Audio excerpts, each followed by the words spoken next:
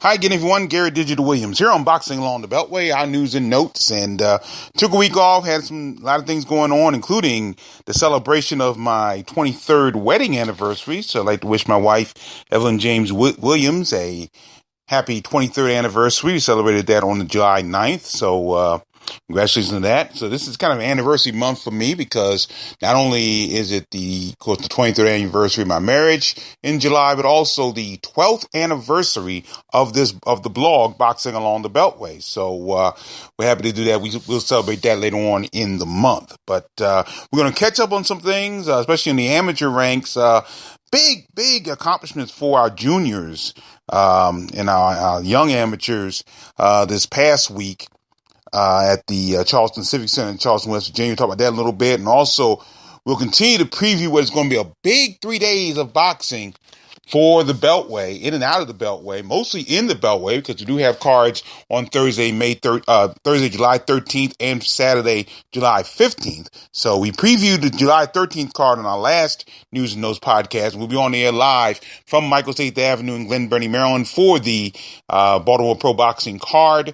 That'll take place around 9 o'clock p.m. Eastern Time. We'll have some amateurs prior to that, but we'll be on the air about 9 o'clock p.m. Eastern Time for that card live from Michael's 8th Avenue in Glen Burnie, Maryland. But they also have the card on Saturday, July 15th from the Spinks Club in Washington, D.C. Unfortunately, we won't be able to broadcast from there. The Wi-Fi is just bad, just terrible. So we will give you some information, keep you updated on that throughout the night. Boxing on the Beltway News and Notes brought to you by Real-Time Pain Relief. From boxers to ballerinas, for shoulder pain to muscle strain and everything in between, Boxing Along the Beltway recommends Real-Time Pain Relief, the natural, plant-based, safe, fast, and effective ointment. If you go to www.freepainoffer.com, you go to that website, you buy $10 worth of Real-Time Pain Relief, you get a free $10 tube of Real-Time Pain Relief. So go to freepainoffer.com. Real-Time Pain Relief. Rub it on. The pain is gone in real time. As you said, we had to recap the amateurs. And again, our Beltway amateurs did an outstanding job as they captured 10 national titles at the Junior Olympic Prep Nationals and Youth Open at the Charleston Civic Center in Charleston, West Virginia. And again, that was highlighted by a young man by the name of Lorenzo Truck Simpson. And I'm telling people now, this is a young man that I think will be going places in the world of boxing should he turn pro. He just turned 16 not too long ago, and he is an outstanding prospect. He's won 6 national Silver Gloves titles in 6 different weight divisions, and this past week at the Junior Olympic National Championships, he won the Youth 165-pound championship with a 5-0 decision over Kashad Elliott of Plainfield, New Jersey. Now, Simpson's gym mate Dante White of Baltimore, Maryland, he won the junior 176-pound championship, plus pound championship. He defeated Tyree Chapman of Detroit, Michigan by a 4-1 score. Now, the Upton Gym in Baltimore, and again, this has been, and again, no disrespect to any other gyms in Baltimore. I mean, all the other ones do outstanding work. But this Upton Gym, folks, on Pennsylvania Avenue in Baltimore is on a roll right now. Of course, they have one of the world champions, the IBF junior lightweight champion, Gervonta Davis. But they also have Malik Hawkins, who's an outstanding prospect. He's looking to get a regional title somewhere along the line. But they brought home 3 national championships from the, the Junior Olympic Prep Nationals and Youth Open in Charleston, West Virginia. I said Lorenzo Simpson, Dante White, as well as Candace Carter, who at 112 pounds, won the female national championship there. So 3 national championships out of Upton Boxing Gym this past week at the national championships. Also, out of the Beltway, Nasheed Smith of Washington, D.C., he won the title in the youth 176-pound division, winning a 4-1 decision over Chavon Davis of Mansfield, Ohio. Also, great tournament for the Davis brothers. Now, the Davis brothers are originally from Norfolk, Virginia, but they now fight out of Alexandria, Virginia. And Keyshawn Davis, the older of the two brothers, he did something hadn't been done in the Beltway in more than 3 years when he won a National Golden Glove Championship back in May. Well, he added to that with a 132-pound championship in the youth division, a 5-0 decision over Harley Medeiros of New York City. Meanwhile, his younger brother, Keon Davis, he won the junior 110-pound championship. He won a 3-2 decision over Jalen Walker of Gardens, California.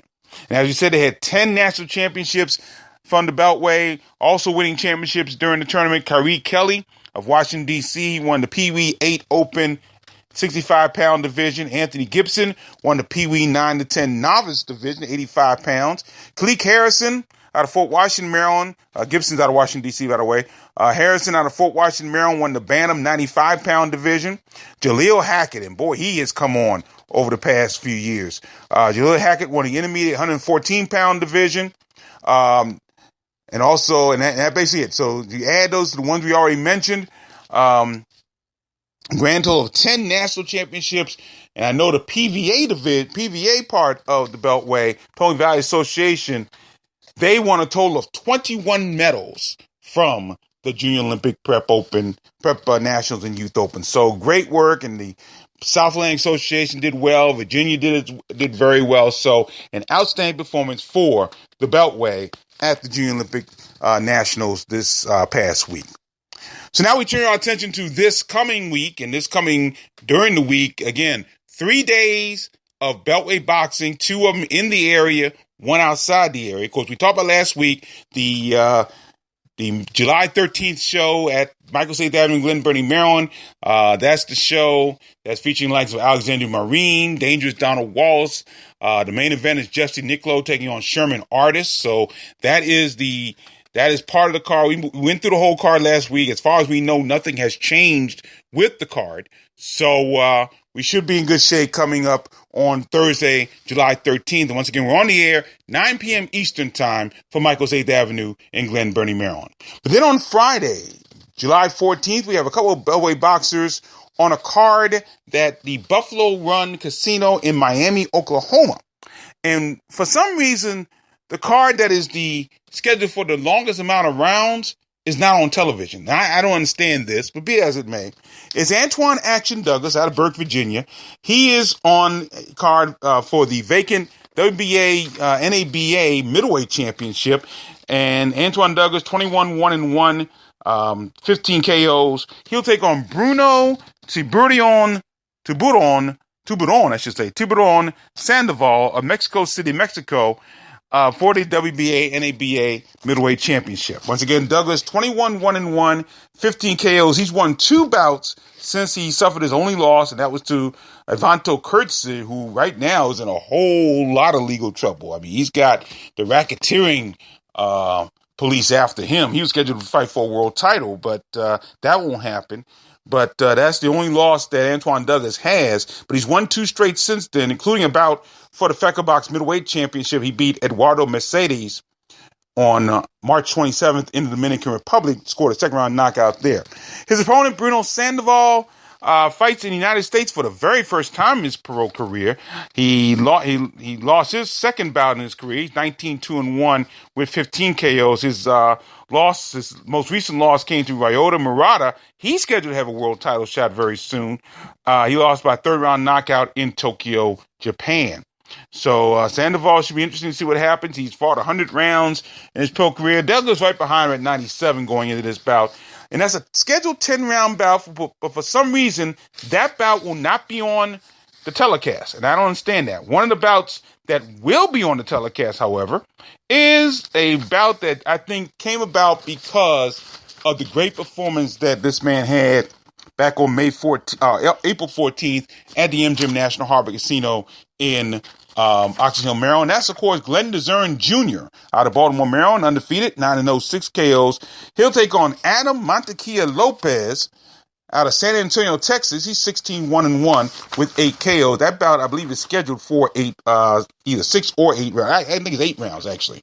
As you said, DeZern coming off that 8-round unanimous decision, a tough unanimous decision win over Leroy Davila at the MGM National Harbor. By the way, Leroy Davila is also on this card coming up on Friday at the Buffalo Run Casino. But he faces a tough bout boxer in Montequilla Lopez, Adam Lopez, out of San Antonio, Texas. He's 16-1-1 with 8 KOs. He's coming off his first pro loss, which was a 9th round stoppage loss to Daniel Roman. That was on January 20th at Bally's Event Center in Atlantic City, New Jersey. Now, Lopez faced the Beltway boxer a couple years ago. He stopped former IBF featherweight champion Eric Mighty Mouse Aiken. Of course, Aiken was a shell of his former self in that bout, and Lopez won that bout in the second round in San Antonio, Texas, back in December of 2015.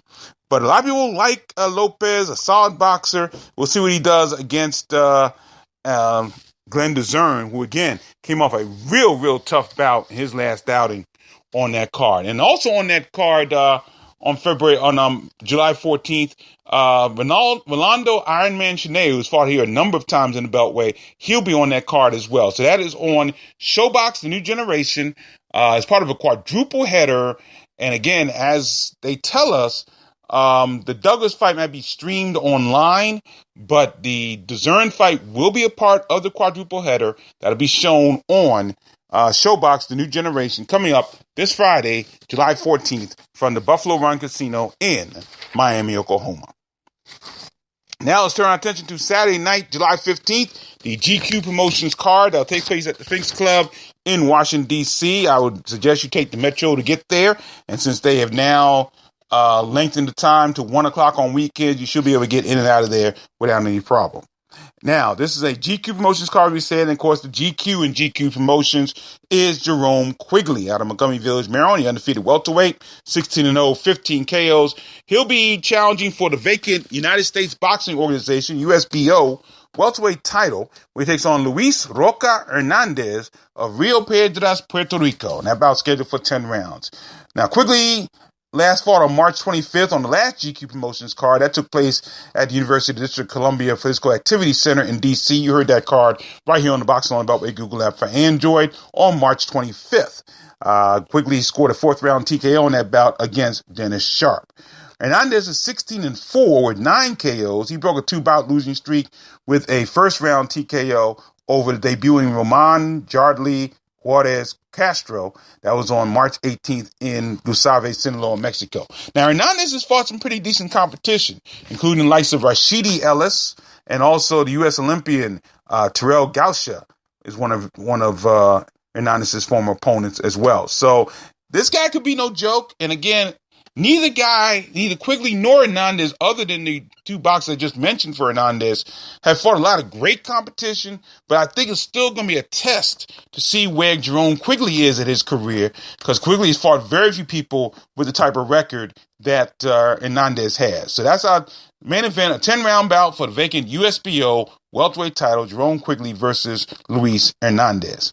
There are 2 6-round bouts on the card. Luther Lights Out Smith, the Bowie, Maryland cruiserweight, he'll take on Corinne Davis of Jackson, Michigan. Smith is 8-1, 7 KOs. He made a brief return to the heavyweight division in his last outing, scored a 3rd-round TKO over Carlos Black on the March 25th card of UDC. But in his last cruiserweight bout, Smith scored a crushing first-round knockout over previously undefeated Darnell Pierce on February 11th in Fort Washington, Maryland at Rosecroft Raceway. You heard that bout here on the Box on Beltway Google app for Android. And again, you can listen to a lot of archive content on the blog just by downloading the app or going to the iOS listeners to Spreaker.com or iHeartRadio.com. Davis is 2-6, both his wins by KO. He returns to the ring for the first time since February of 2016. He will try to break a 2-bout losing streak on that card. Also on the card, the Vanilla Gorilla Sam Crossett enters the 6th-round level of the sport for the very first time. He'll take on James Jones of Nashville, Tennessee. Crossett is 5-0, 3 KOs. He stopped Michael Tillery in the 2nd round in his last outing on October 19th in Charlotte, North Carolina. Jones is 4-10, 3 KOs. And by the way, that was the first road trip for Sam Crossett, so he got that win pretty easily. Jones is 4-10, 3 KOs, trying to extend a 2-bout winning streak. And in his last outing, Jones knocked out Aaron Shrewsbury in the 3rd round on April 29th in Glenville, West Virginia. But Jones is 0-3, I should say, against Beltway boxers. He has previously lost by knockout to Greg Newby and Nick Kisner, and dropped the 4-round unanimous decision to Siobhan Riles. So that's a 6-round bout. So we'll see where Sam Crossan, the way he's progressed. He goes to 6 rounds for the first time in his career against James Jones. 4-round bouts. 2 of the 4-round bouts feature the Bell twins, Jason and Justin, of District Heights, Maryland. Jason Bell is 2-0, 1 KO, and he is coming off. He'll take on the debuting Damon Kirby. We don't exactly know where Kirby is from. He's, like I said, debuting. His town was not on here. Bell, last out, Jason Bell won a 4-round unanimous decision over George Shepard on April 29th in Springfield, Virginia. George Shepard will be on this card. We'll tell you who his opponent will be in just a moment. Now, Justin Bell made his pro debut on that GQ card on March 25th and won that tough 4-round unanimous decision over Greg Hackett. And again, Justin Bell got a nice education about the pro ranks in that bout. Bell will take on Eric Plumeri of Lockport, New York. That bout scheduled for 4 rounds. Plumeri is 0-4-1. Plumeri, he last fought on the March 18th card in Erie, Pennsylvania, lost by 2nd round TKO to Jose Rodriguez Jr. So the Bell twins on this card as well. Rockville, Maryland middleweight Francisco Bustos returns to action for the first time in more than a year. He faces Corwin Farmer of North Carolina in a 4-round bout. Bustos is 5-0, 3 KOs, but he hasn't fought since he knocked out Corey Macon in the first round in June of 2016 in Springfield, Virginia, the ABC Sports Complex. Farmer is 1-1. He won a 4-round unanimous decision over Paul Holly on January 14th in Macon, Georgia. And also on the card for Washington, Maryland super middleweight, Leo Alcanera. He'll face off with the aforementioned George Shepard of Newport News, Virginia. That bout scheduled for 4 rounds. Alcanera made his pro debut and won it in a 4-round unanimous decision over Alex Rojas at the March 25th card in UDC. Shepard makes his first appearance since losing his bout to Jason Bell at ABC Sports Complex on April 29th. Also, 2 Beltway boxers make their pro debuts on this card. Dante Cox of Laurel, Maryland, and super welterweight Rashad Kilpatrick Waldorf, Maryland. Dante Cox is a lightweight. Cox will take on Archie Weah of Norcross, Georgia, by way of Monrovia, Liberia. And Weah has 1-7. He's lost his last 6. Kirkpatrick will take on Martigues Martin. And again, we do not know at this time where he is from. So that is the card for Saturday, July 15th from the Sphinx Club in Washington, D.C. As again, your best bet is take the Metro to get there. And unfortunately, barring any changes, and of course, it may be a game time decision, but barring any changes, we will not be broadcasting live from the Sphinx Club. Again, the Wi-Fi, which is horrible the last couple of times we were there. So we won't be broadcasting live from there, but we'll do a post-fight wrap-up after the card is over and give you all the details about that. But again, we will be broadcasting live from Michael State Avenue in Glen Burnie, Maryland on Thursday night, July 13th. Bell time for us is 9 p.m. Eastern time. There'll be some amateur card bouts on the card as well, but we'll be doing strictly the pro card from Michael State Avenue in Glen Burnie, Maryland. Should be a lot of fun. Should be a really good card. Really looking forward to this card. Both cards should be pretty good, but definitely the Thursday card should be outstanding. No question about that. So make your plans to be at either or both events. We look forward to seeing you and say hi to you throughout the night as well. That will do it. Very short podcast today. But again, a lot of stuff going on, as we always say, in the area. Boxing on Beltway, Beltway Boxing News and Notes brought to you by Real Time Pain Relief. Once again, from boxers to ballerinas, for shoulder pain and muscle strain and everything between, Boxing Along the Beltway recommends Real Time Pain Relief, the natural, plant-based, safe, fast, and effective ointment. Go to freepainoffer.com to buy $10 worth of Real Time Pain Relief and get a free $10 tube of Real Time Pain Relief. Now, my daughter Courtney is going to help me say the tagline. So, Real Time Pain Relief, rub it on. The pain is gone in real time. Thank you very much. And thank you, Courtney, and thank you all for listening. Don't forget to join us Thursday night, July 13th from Michael State Avenue in Glen Burnie, Maryland. Until then, thanks for listening, everybody. I'm Gary Digital Williams. Always remember to keep supporting the best boxing in the world, the boxing along the Beltway. Take care.